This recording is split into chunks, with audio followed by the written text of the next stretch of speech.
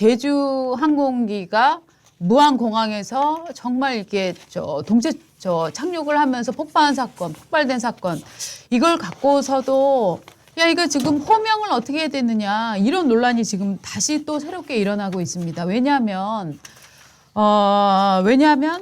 이 대구 때랑은 좀 달라졌단 말이죠. 그렇죠. 그 코로나 사태가 일어났을 때 뭐라고 얘기했냐면 대구 코로나 사태라고 얘기를 했습니다. 그런데 이번에 무안공항에서 제주항공이 추락을 했는데 방송사의 자막들도 일제히 제주항공 참사 뭐 이런 식으로 지금 달렸단 말이죠. 맞습니다. 그러니까 어떤 분들이 이런 말씀을 하십니다. 아직 사고 원인이 100% 밝혀진 게 아니고 정말 이제는 사고 원인이 한 10%나 밝혀졌을까요? 그런 상황이긴 하지만 지금 드러나는 문제가 무안공항이 과연 국제 여객선을 띄울 만큼 그런 준비가 돼 있는 거냐 이런 논란에 휩싸였단 말이죠. 그렇죠. 그리고 이제 둔덕에 설치한 이런 구조물들 때문에 논란이 되고 있으니까 야 이거는 이 사고 이름에서 무안공항이라는 거를 왜 일부러 빼는 느낌이 들지? 이런 의문들을 지금 제기를 하고 계신 겁니다. 이거 조직적으로 아예 처음부터 이걸 프레임이라고 하지 않습니까? 네네. 민주당은 이제 프레임을 잡고 들어왔습니다. 네. 민주당 뭐 항공사고 대책위 이런 것들이 바로 구성이 됐는데 그건 뭐 야당이지만 바로 해야 되겠죠. 그 대변인 김성애 대변인 명의로 지지자들 그리고 당직자들 사이에 공유된 정보가 있습니다. 자, 이렇게 쓰고 있습니다. 이번 일은 항공사고로 명명하고 민주당 대책위 이름도 항공사고대책위원회로 정했습니다. 제주, 무안 등 지명을 사용하지 않고 항공기란 말도 쓰지 말고 항공사고로 통일해 주십시오. 개별 메시지까지 중앙당이 통제하는 건 아니지만 네. 곧 회의가 있을 예정이니 오늘 저녁까지 기다리셨다가 당 대책위 결정을 따라서 공개적인 발언이나 SNS 글을 작성해 주십시오. 아마 민주당 지지자들, 당원들, 의원들 사이에서 딱 한 거고 실제로 현장에서 열리고 있는 민주당 최고위 회의나 이런 데 보면은 뒤에 붙어 있습니다. 항공사고 대책위라고. 네. 무안에서 열릴 때도 그랬고 뭐 다른 전북 도당, 전남 도당에서 열릴 때도 그렇게 뒤에 붙이고 근데 있었습니다. 항공사고 대책위는 너무 이상해요. 뭔지도 특정이 안 몰라요. 되잖아요. 예. 특정이 안 되고 있는데 그렇습니다. 국민의힘에서도 지금 여객기 참사 대책위 명칭에서 무안을 빼고 제주항공 여객기 사고 대책위 이렇게 지금 정했거든요. 국힘도 그렇게 정했군요. 네네, 국힘도 그렇게 정하고 권성동 원내대표가 뭐라고 권한대행이죠. 대표 권한대행 뭐라고 얘기했냐면 어떤 사고가 있더라도 지역 비하가 있어서는 안 된다라고 얘기를 했는데요. 저는 이런 의문을 갖습니다. 자, 무안공항에서 사고가 일어나서 만약에 이번 사건을 무안공항 제주 여객기 사건이다 이렇게 호명을 한다면 이게 무안을 지역을 비하를 하는 건가요? 그럼 아니죠. 어떤 지역에서 사고가 일어나면 그 지역 이름을 못 붙인다면 우리는 그럼 과연 이 사건을 역사에 뭐라고 기록을 하고 후대는 뭐라고 기억을 할까요?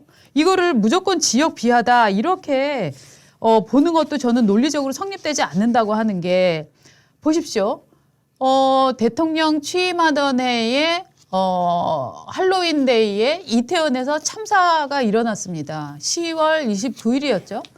자, 네. 그때 그러면은 12구 참사, 이태원 참사, 할로윈 참사 여러 가지 호명 작업이 있을 수가 있겠죠. 그런데 결론적으로 지금 이태원에서 많은 분이 돌아가셨고 그 돌아가신 분들의 유가족들이 지금 협의회를 구성해 있습니다.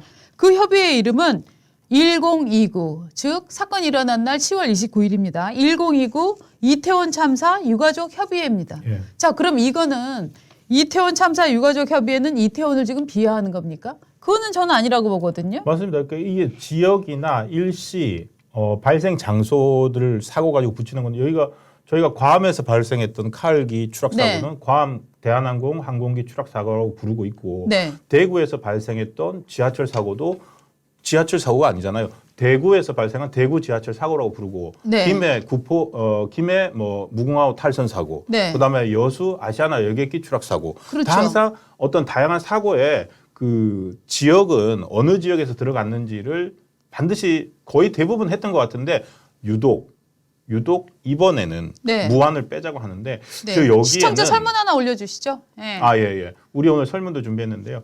무한을 그래서 저 좀 알아봤어요. 왜 네네. 무한공항을? 그러니까 일단 뭐 민주당의 뭐라고 할까 텃밭이라고 해야 될까 민주당 지지세가 강한 전라남도 무한이니까 네. 전남이니까 그걸 빼자라는 어떤 정치적 고려가 있을 거다라고 쉽게 생각할 수 있었는데 한편으로 보니까 이게 무한 사고가요.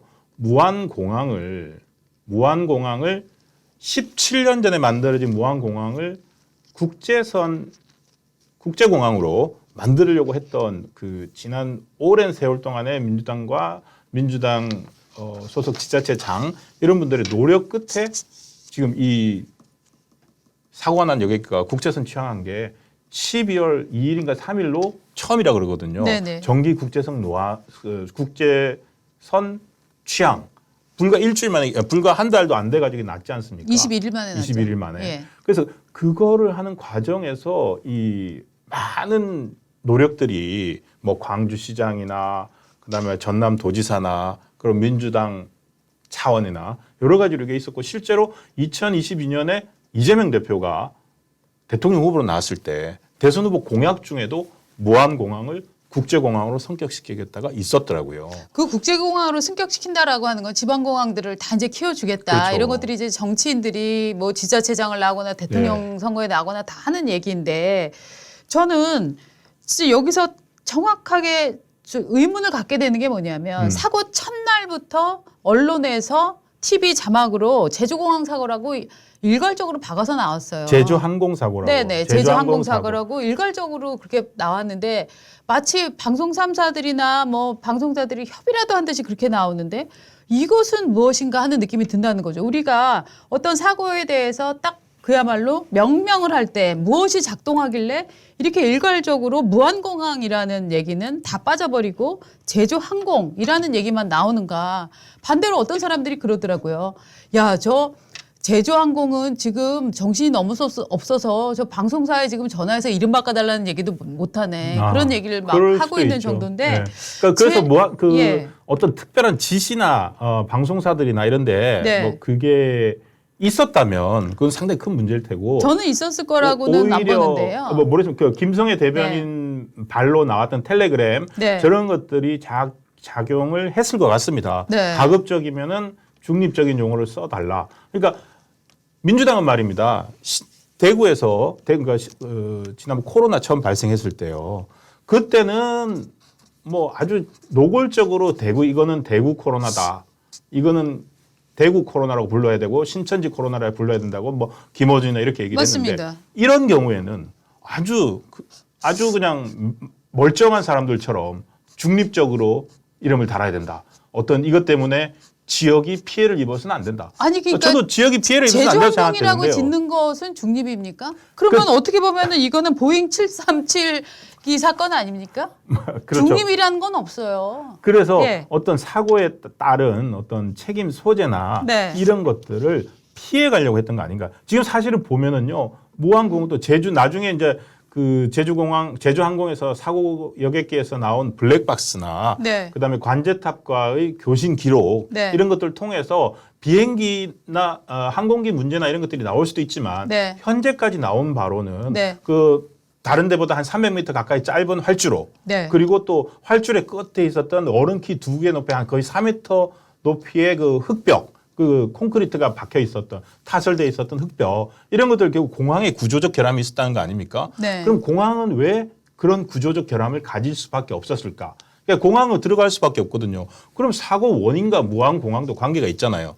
근데도 그걸 빼야 되겠다고 굳이 뺍시다라고 하는 민주당의 저희는 뭘까? 근데 무엇보다 이게 사건 원인을 밝힐 수는 없지만 아직 진짜 확정할 수 없지만 무한공항의 책임이 몇 프로, 제주항공의 책임이 몇 프로 확정할 수는 없지만 기본적으로 사건이라는 거는 물리적으로 일어나는 거고 네. 물리적으로 일어나는 장소가 있는 거고 뭐 이런데 특별하게도 요 부분을 이렇게 한다는 게 저는 매우 좀 이해가 잘 안 가는. 그러니까 기자 출신으로서 팩트에 관한 문제로서 이해가 잘 안 간다. 저는 지금 이런 얘기를 드리고 아니 그러니까 그렇게 있는데요. 따지자면은요. 네. 대구 코로나는 진짜로 나쁜 말이에요. 왜냐하면 코로나는 전국적으로 맞습니다. 발생을 했고 맞습니다. 어떤 뭐 단지 초창기에 그 저기 우한 쪽으로 중국으로 여행 갔다 온 사람들이 대구에서 많았기 때문에 대구 쪽에서 감염자가 많았다, 피해자가 많았다는데 그거는 대구에서 발생한 건데 대구에 피해자가 많았는데 굳이 그걸 대구 코로나라고 부르자고 했던 사람들이 이 사람들이잖아요. 이게 처음에 이게 저 코로나 처음 일어났을 때도